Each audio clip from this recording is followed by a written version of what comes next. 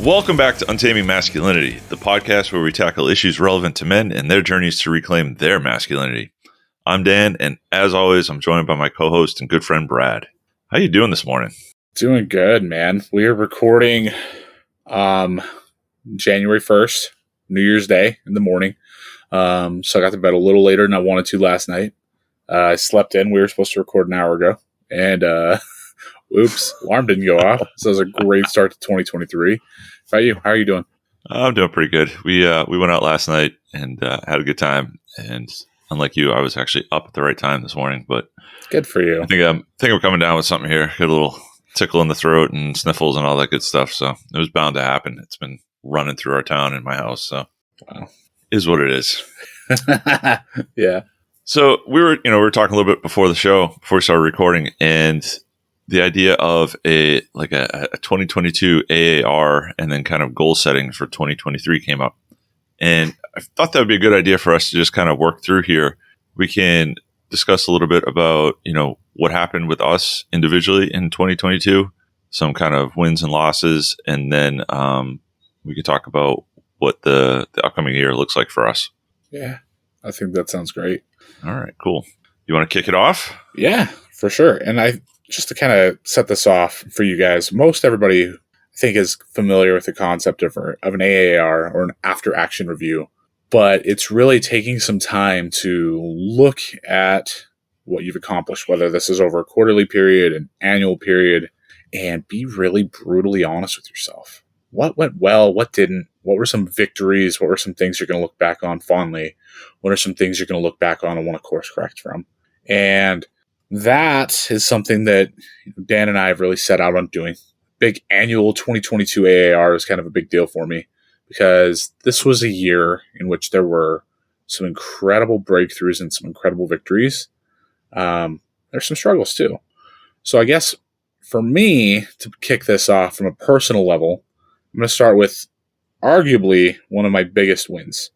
We can talk about the podcast. We'll do that a little bit later. But from a personal perspective, one of the greatest things was really recapturing and getting back to not just a decent place, but a good place in my marriage.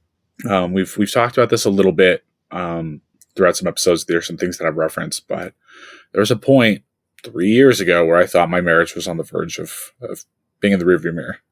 My wife couldn't trust me. I was a habitual liar. Just things were not well. Things were not good. I did the work. I worked really hard. And this year, specifically in 2022, I worked on recapturing romance and trust with my wife. And that came through a myriad of things. It was honesty, transparency, forthcomingness, and putting her first. I really set out at the beginning of 2022 to put my wife first, to be here for her, to provide for her, to listen to her, to make her feel important and valued. And really that came through very actionable items of listening intently with her. When she would talk to me, I would make eye contact. I would intentionally write down the things that she asked me to do so that I wouldn't forget, so that I didn't seem absent-minded or uninterested in her, or that I didn't seem as if I was paying attention. Those things, they worked. They worked in such a way that when we took a trip to Mexico to celebrate our 10-year anniversary, it was the best time that I've had with my wife in years. It felt like we were newlyweds again in so many ways. And it was a testament to that specific work. Listening, making eye contact, following through, being a man of my word, helping her know that she's important, helping her feel loved. That was a huge emphasis for me at the start of 2022 and is a smashing success. What about you, man? What was something?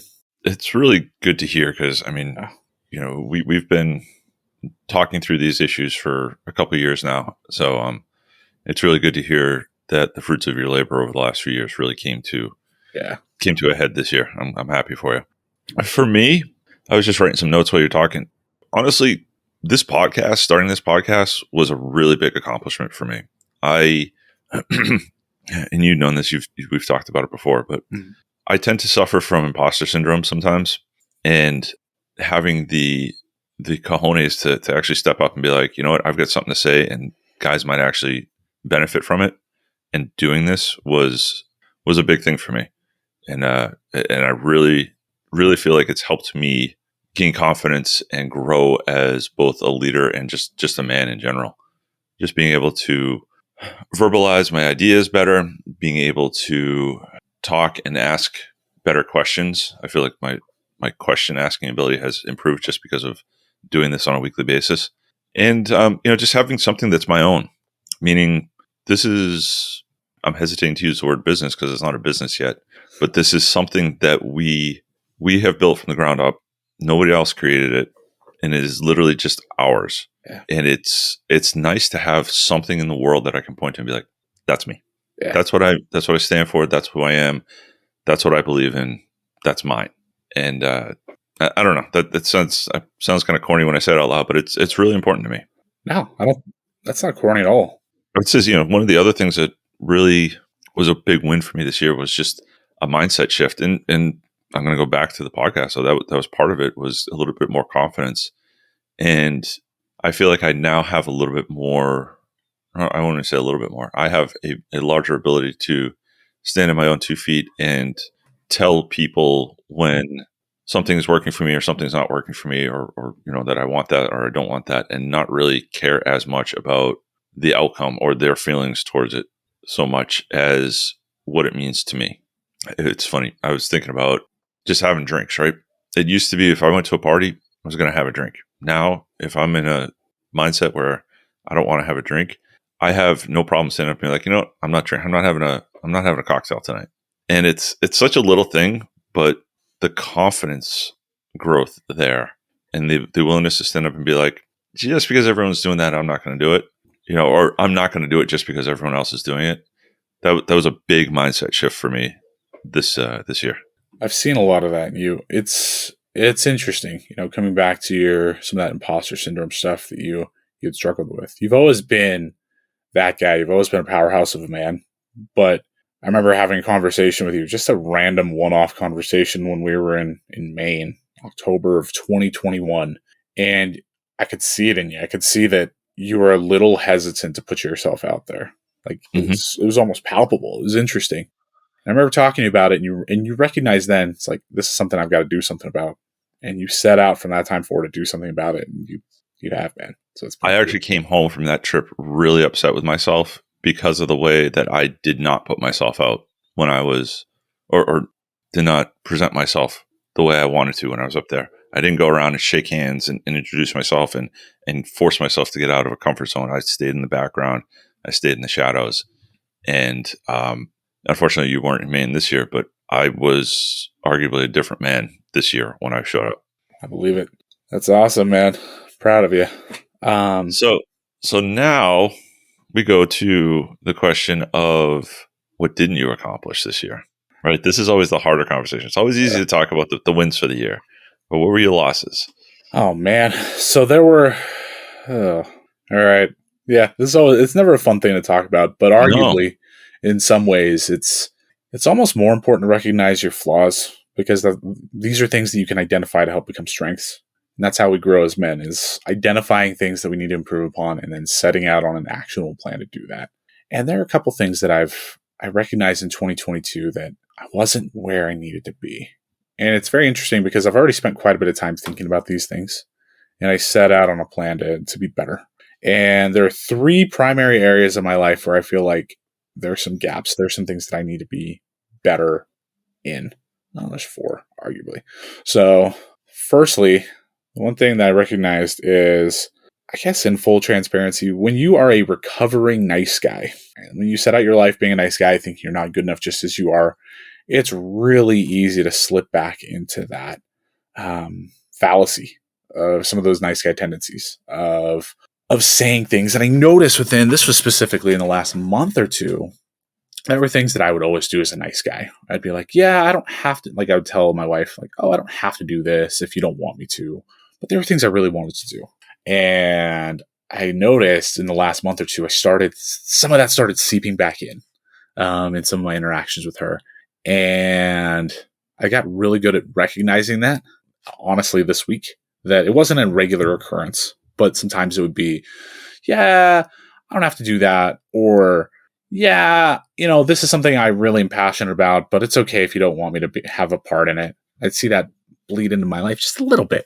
some of that coming back just a little bit, like that gopher head popping up. So that is something I'm setting out to course correct on, to get back in alignment with, because being a nice guy, you sacrifice all of your personal power. And I would not say that this is what I've been doing, but I've noticed it starting to enter into my life just a little tiny bit, and I'm doing something about it. But more holistically and kind of bigger picture 2022 losses, one of the things that really has been in my craw, and I've talked to you about it, and I've talked to 100 people about it, is my diet. The way that I ate. I work out pretty religiously. I work out hard, between jujitsu and lifting and hiking and cycling and all this stuff that I enjoy. I burn a considerable amount of calories.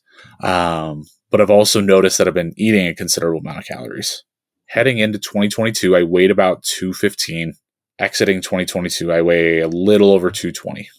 And that's not an acceptable place for me to be, especially with how much output I give between the gym and everything else. Putting on a little bit of weight in the year was not something I'm proud of, nor something where I want to be. I'm 19 months out, 19 months out from my 40th birthday. And by the time I get there, I honestly want to have a six pack. That's something aspirational. Is it a little silly? Possibly. But a bigger picture, it's something where I need to have my diet and nutrition dialed in to the point where I am performing. It goes beyond just being a few pounds heavier than I want to be. There are times where I would eat something late at night that gave me a stomach ache, or, as we talked about in the last episode, I'd go to my family party and eat a 7,000 calorie day. Like that stuff those are things that I want to put in my rearview mirror starting in 2023. And they were something that in 2022 were not as dialed in as I needed them to.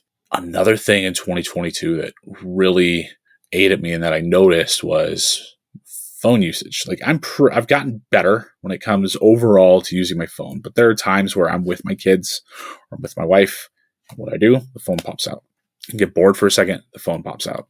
So there were times where I'd be playing with my kids and then I'd sit down on the couch for a second, my phone would pop out. And the thing that's interesting, especially when you have younger children, is that they notice.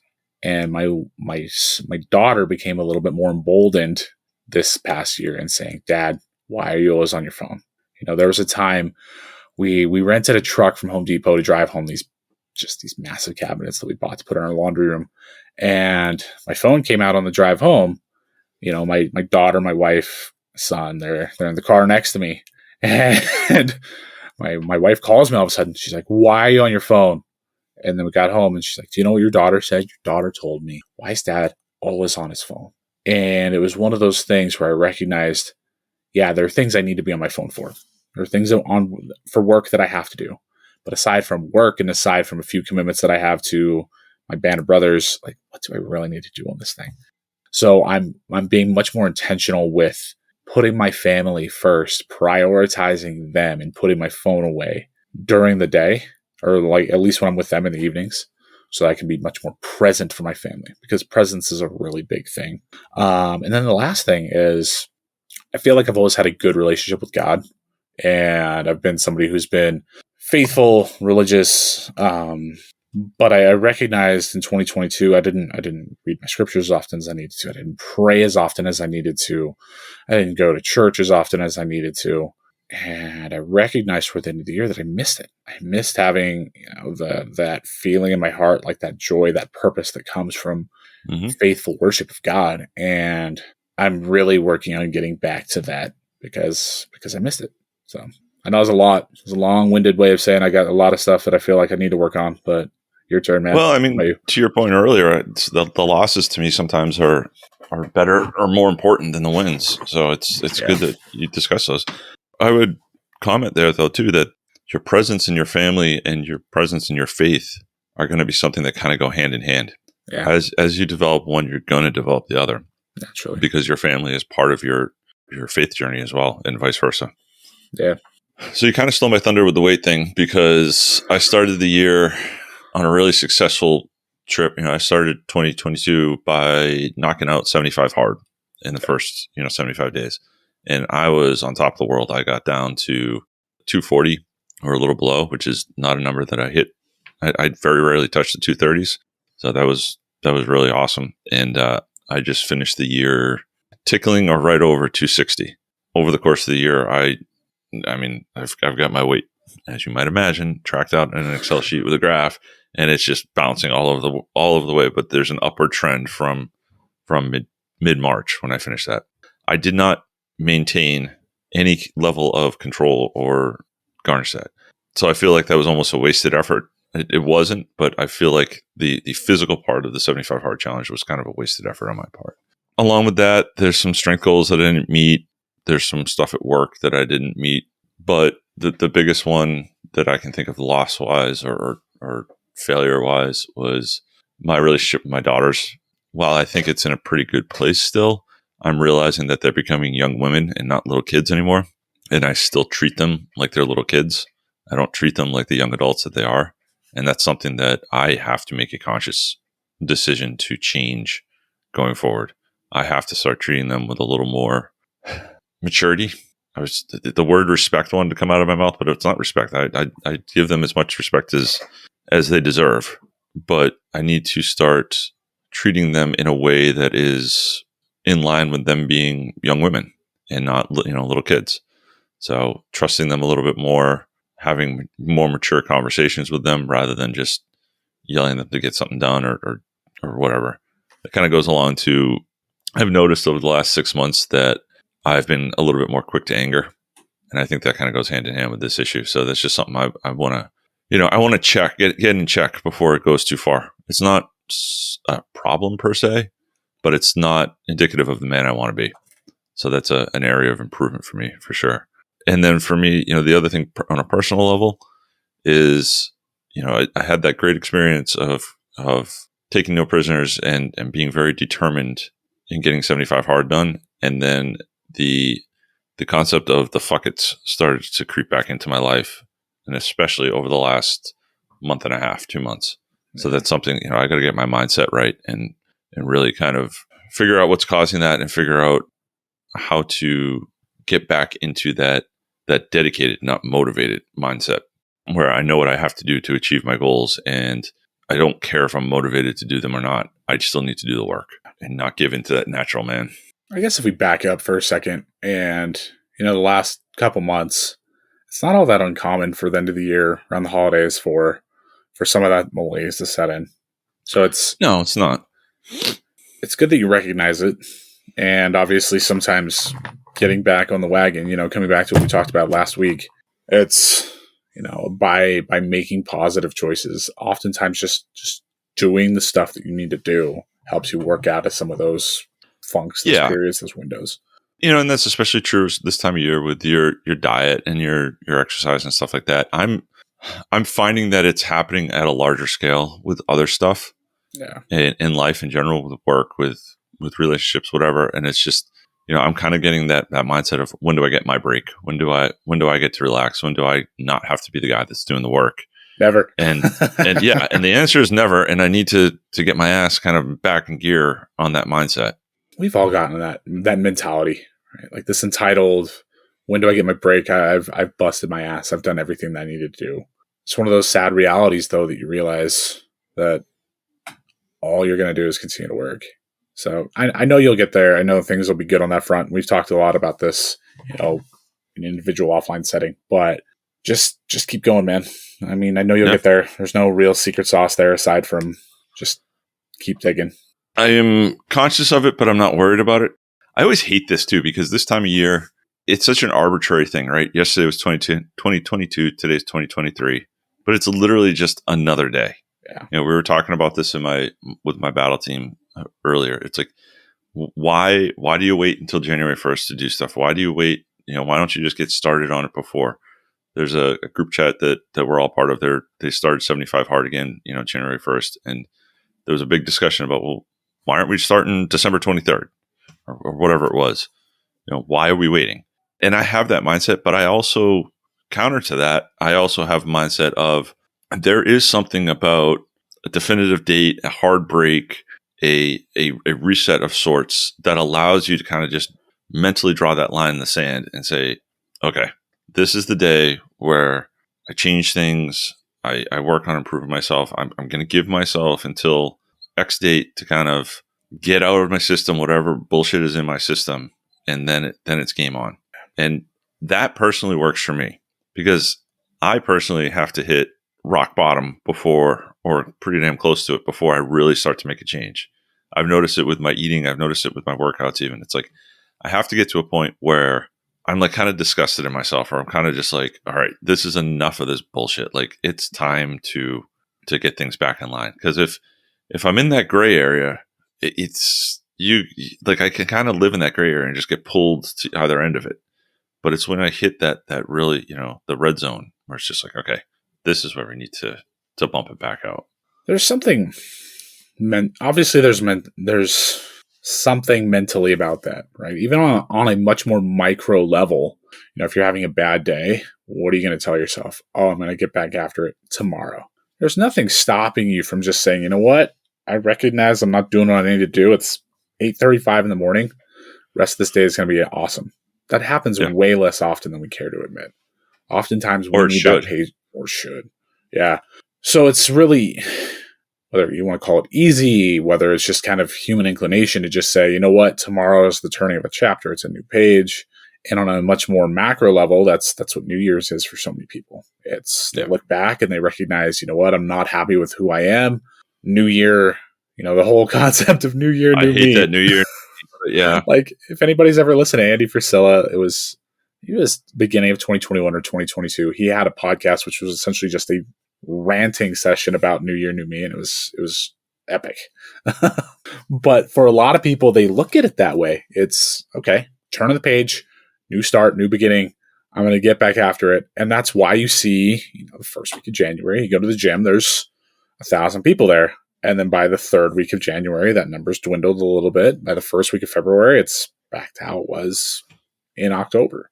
Because there are too many people who want to think that all that they need to change their life is the simple turning of a page into a new day or a new year, when there's so much more work that goes into real change. It requires real work, not just, oh, I'm motivated, let's do it. And then they recognize after 2 weeks that they don't have it in them to continue because they haven't done what they need to do. Yeah, it's actually really interesting you say that, because what you're talking about is a mindset shift. And if you listen to everything that you and I just talked about in terms of our failures for the year or our losses for the year, the way that we are setting out to fix those, we're not talking about necessarily actions, but we're talking about mindset shift that we need to change. You're talking about a mindset shift with your family and with your faith and with how you approach your diet. Obviously, there's action that needs to occur there, but it's about you. You were specifically talking about how you needed to frame it in your mind to get those wins, and I had similar approaches where I need to get my mind right on certain things, the way I treat my daughters, the way why I treat them that way, the way I approach my fitness, all that stuff, so that I can take the actions and hit those actions on a regular basis. I mean, we talk about this all the time, but even within the Iron Council, the men's group that we're in, there are a lot of guys who join, who come on board. They're all motivated, hyped up, and then they set out on these really ambitious plans, and they fail because they're just papering over the cracks with the real issues. They're not willing to do the deep work required to get to the core of whatever it is that ails them. You have a bad relationship with your wife and you lie to her. It's not as simple as don't lie to her. It's understanding why. What's causing you to be dishonest with her. You even eating. You and I talk about eating and diet and fitness and nutrition all the time. But when it comes to eating, why do you choose to overindulge? Like, why is it that when you're stressed out, your first recourse is to go to eating? Understanding that why, yeah, you can just say, okay, today I got through it and I white-knuckled my way across the finish line. But it's really understanding the why behind all of it that's going to effectuate change. That comes back to this concept of why this New Year, New Me crap doesn't work.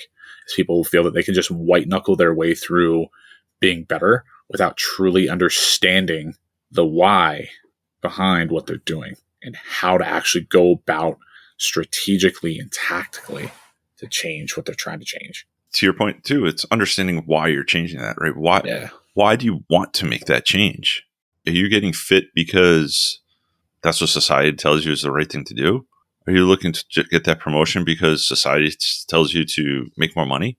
Or is there a more personal reason to you? Like, I want to get fit because I've got 2 teenage daughters and I want to make sure I walk them down the aisle and play with my grandkids.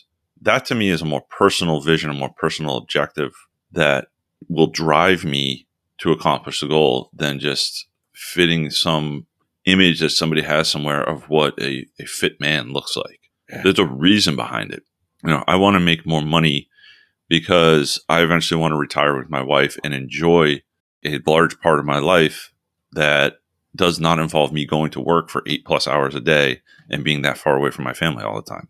That's it's putting those, and those are just off the cuff reasons. I'm sure I have better reasons than that, but those are just off the cuff examples to put your personal why into those reasons and use that. What we're starting to get into the conversation of is developing a vision and developing your reason behind why you do something. One thing that I try to encourage, my guys, like much like Dan, I lead a battle team within the Iron Council. And when I talk to these guys, one of the biggest things that I'm really about is understanding why. Like, you constantly should be continually digging into why things are the way that they are until you can't dig anymore, right? Like, if it comes back to when I started my quote unquote fitness journey, like when I got my ass back in the gym and really was dedicated and really saw it through and had change, I looked at my circumstances at that point. I was 30, I had just turned 34, and I had previously been diagnosed with diverticulitis, which I don't know if anybody knows what that is, but it's an inflammation in your intestinal sacs that's really common with old people. I was going to say, that's like a geriatric disease, basically, isn't it? Geriatric disease. It's common in old people from crap diet. I had high blood pressure. My wife had an advanced stage of cancer at the time. Those weren't the true whys as to why I wanted to get back in the gym. Yeah, they were kind of that superficial, beyond the superficial. Hey, I look chubby when I look at myself in the mirror. It was kind of a couple levels deeper, but it went beyond that. It went down to, like what Dan was saying earlier. I wanted to not only be able to play with my kids, I wanted to be there for my kids. When you have a loved one in your life go through something like cancer, it's very much an existential thing. Mm-hmm. And, I'm sitting here every day thinking, is my wife going to die? Am I going to have to raise these kids alone? And then I started thinking about that, and I realized, if I have to raise these kids alone, what happens when all the stuff I'm doing to myself and not taking care of myself physically? What happens if I'm gone? What happens to my kids then? I'll tell you what, that got me to the gym quicker than literally anything. Here we are 4.5 years later, and I'm still getting almost choked up thinking about it. Yeah. The idea of my kids not having either of their parents scared the shit out of me to the point where I had to do something about it.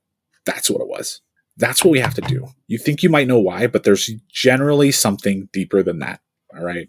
Whatever that is. It's really easy to talk about fitness, but that could be literally anything in your life. You think you know why. There's generally, I hear so often, yeah, I do this because of how my dad was. Why? What was it with what your dad did that made you feel that way? Dig deeper. And the deeper you dig, when you can find those root causes, you can have those aha moments when you hit rock bottom. And rock bottom is the wrong term. When you hit gold, I guess, that's when change, it doesn't become easy, but it goes beyond the initial motivation of, I'm going to do this, to a determination of here's why I tick the way that I do. Here's what I'm going to do about it, if that makes sense. It makes a ton of sense. I think I've mentioned this before, but in the manufacturing and quality world, we have a process called the 5 whys. And it's literally, if a process or a product fails, you just keep digging. You act like a 3-year-old and you just go, why? Why did the product fail? Or, why did the product fail? Oh, the machine broke. Well, why did the machine break? Oh, that rod snapped. Well, why did the rod snap? Oh, we didn't do preventative maintenance. Oh, well, why didn't we do preventative maintenance? Because we don't have it documented somewhere. Well, why don't we have it documented somewhere? Well, we don't have a manufacturing engineer who would be the person to document it. Okay, well, now we've gotten to a root cause of, we don't have somebody who's responsible at the beginning. That's what you do. I encourage guys, do the same thing. You get an issue, you dig into it, and you start using those whys, and you dig down, and you will find that root cause. And that root cause is what you need to change. And it may seemingly have nothing to do with the original question that you asked, but it'll bring you down to a base level where you can start to build back up and basically build that foundation bigger and stronger. We did talk about that. I remember you saying that, sharing that concept, and you kind of put me on the spot and challenged me. Yeah. It was great. It was really impactful. Cool, man. I guess we should talk about, now that we've done a little bit of an AAR and check it in ourselves, what do you think comes next for Untaming Masculinity? Oh, big questions. The big ones, right? This has been a great experiment this year for me, and I've really enjoyed it. And what I'm finding value in, and I think I can speak for you too, is the mix of conversations like this with you and I, and then also the interviews that we do. My goal for 2023 is to bring more interviews, because you and I can sit down and talk every week, but eventually we're going to start repeating topics or running out of topics. But bringing new guys in who can help the listeners develop skills, build confidence, learn, etc. I think that's where the gold is in this. And it's also personally what I get the most out of. I've got a list of people that I want to interview. Some are more well-known than others. Some will be more of a reach than others. And that imposter syndrome that I talked about at the beginning of the call will definitely be on display if we start reaching out to some of these guys. But that's where I want to go with it. What are you thinking? I'm in much the same boat as you. Right? Like, there's a lot of value that comes from interviewing and having conversations with other men. You and I, one of the things we talk about a lot is how we kind of share a lot of the very, very similar worldviews. So we don't disagree all that often, which is a good thing. But at the same time, when it comes to getting an outsider unique perspective, it's good to bring some other people in and, talk to them and really kind of understand some of the things that they excel at.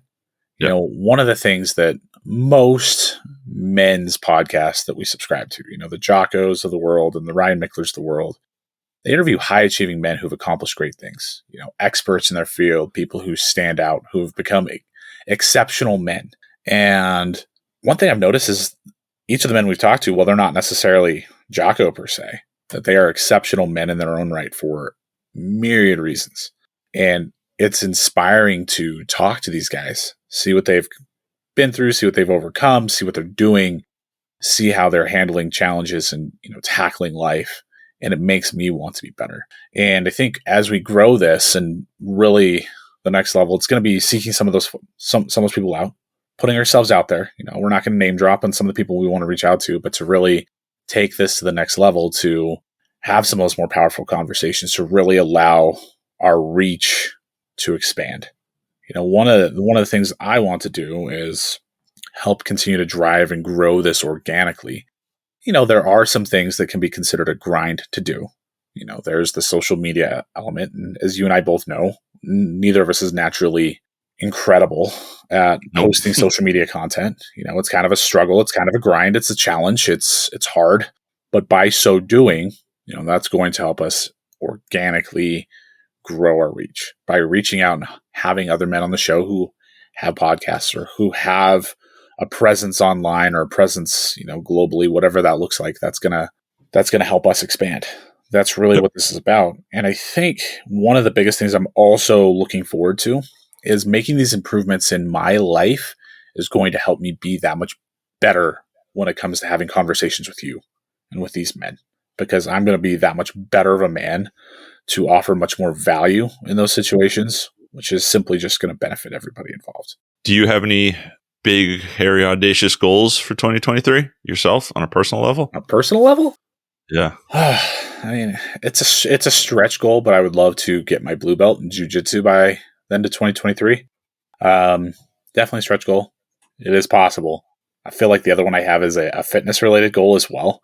But the other one that I really have is I was telling you this the other day. I've always been a mediocre deadlifter. It's all mental. I finally started clearing some mental hurdles. So I would love to be able to deadlift 400 pounds by the end of the year. It is a little audacious, but I don't see why it's not possible. You should be able to do that. With how I'm built. I've got short legs. I should be able to do it. You should be able to do that relatively easy. Yeah. And the other thing I really want to do is I want to take my wife to Hawaii. That's a good one. for a lot of reasons, like the natural beauty of it, but at the same time, like knowing that we're in such a good place from a marriage perspective to where we're content, we're happy, life is good, and that we're thriving, right? And I feel that taking a trip like that is a manifestation of look at how far we've come, look at how we are thriving as a couple. Mm-hmm. Let's celebrate each other. Let's celebrate us in a beautiful place we've talked about going to for 10 years. So those are three That's that come to awesome, mind. man. What about you, man? Oh, let's see. I got some career goals in terms of where I want to be by the end of the year. We've talked about that offline. I'm not going to get too specific about that here, but it does involve a position change for me, whether it's staying within the same company or elsewhere. And then 2023 is actually like I'm going to call it a setup year for 2024. So let me lay that out a little bit for you. 2024 is a big year for my family. My wife and I are both turning 45. She's going to kill me for telling everyone her age. It'll be our 20th anniversary, and my daughters will be turning 15. So it's a big like trifecta for the family. And we've been talking about it. We went to Hawaii for our honeymoon. So we're going to try and take the family out there for like a big vacation in 2024. So 2023 is going to be all about planning and, getting ourselves financially set up for that and all of that good stuff. Like I mentioned, I turned 45 in 2024. So we are starting, my trainer, Ryan, and I are starting what we've unofficially dubbed Project 45. And like you were mentioning before, when you said, I got 18 months until I'm 40 and I want abs, that's exactly the same goal that I have. Yes. So there's basically a year and a half long path there that we're really going to be getting into here in the next year. And part of that will be in October. I have signed up to run a Ragnar relay with guys in the Iron Council. So for those of you guys that don't know about this, and I didn't know about it before I read about it for 10 seconds and then signed up. The Ragnar relay is you get a team of, I think it's 8 guys, and it's all trail running. So there's basically a 3-mile loop, or a 3-kilometer loop. No, I take that back. I'm mixing up kilometers and miles. A 5K loop, a 10K loop, and then 7 or 8 kilometer route. And what you do is you cycle through it. So you go 5, 7, 10.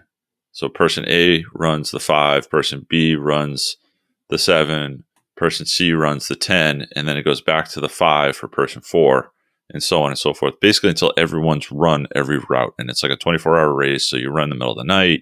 We're doing it in New Jersey. So it's going to be a good time. And it's there's a couple of guys on the team who are real athletic studs. And then there's a couple of us who only run when there's a bear behind us. So part of my goal for my 45th birthday is going to be training for this and executing it. I am not a runner. I mean, you know me. It's like, I'm like that old gym commercial, I pick things up and put them down. So I'm not either. So they got that. And then I think the only other goal that I've got in 2023 is to harvest my first animal. I was not successful this year. So I got this month is shotgun season down here on Long Island. So I'm actually going out tomorrow. I got the rest of this month and then later on in the year in the fall to get it done. Awesome, man. Yeah, that was another goal I didn't mention. I wanted to go on my first hunt this year. That is going to happen. Harvesting, probably. We'll see, I guess. You never know. Out there, but we'll see. You get out there and you'll learn a lot. Yep. Yeah, for sure. Awesome, man. Well, hey, this was a good one. I think it's good for men to understand. It's important to look back, recognize, what you did well. Don't be dismissive of what you accomplished. There are plenty of things I accomplished in 2022 that I did not talk about here. Sound like all I talked about was beating myself up. Yeah. But look at what you did to be successful. Look at the areas in which you need to improve. Then set out on creating goals that you're going to accomplish in 2023. It's really important to do that as a man, to understand what you're doing well, what you need to improve upon, and then identifying what you need to improve upon and how you're going to go about improving upon that. So I think that's a good thing. That's an important point. We've harped on it a couple of times. I think we even had a whole episode on it. Is don't just dismiss the wins. The wins are important. The wins are what keep us going. We all concentrate on, as men who want to improve, we all concentrate on our shortcomings, and that's important. And at the same time, celebrate your wins. Enjoy your wins. Don't be ashamed to look back and be like, you know what? I did that. All right, man. I appreciate it. This was a good conversation. I love having conversations like this with you. So to the fellas, thanks for listening. Come check us out on untamingmasculinity.com. You can find show notes to this and all of our other episodes there, as well as links to our social media. We are constantly active on Instagram, so check us out there. We're trying to really grow that. If you have found value here, please give us a rating and review on your podcast player. That helps spread the word to other men more than you know. And it's that rating and the review that definitely help. So make sure you go in there and give us some feedback. And then finally, make sure you come back next week for more great content. Like Brad and I were talking about, we do have some really good interviews lined up. And we're looking forward to that, as well as some pretty interesting topics that we're excited to get into for the new year. Until then, we will leave you with just one question. What are you doing to untame your masculinity?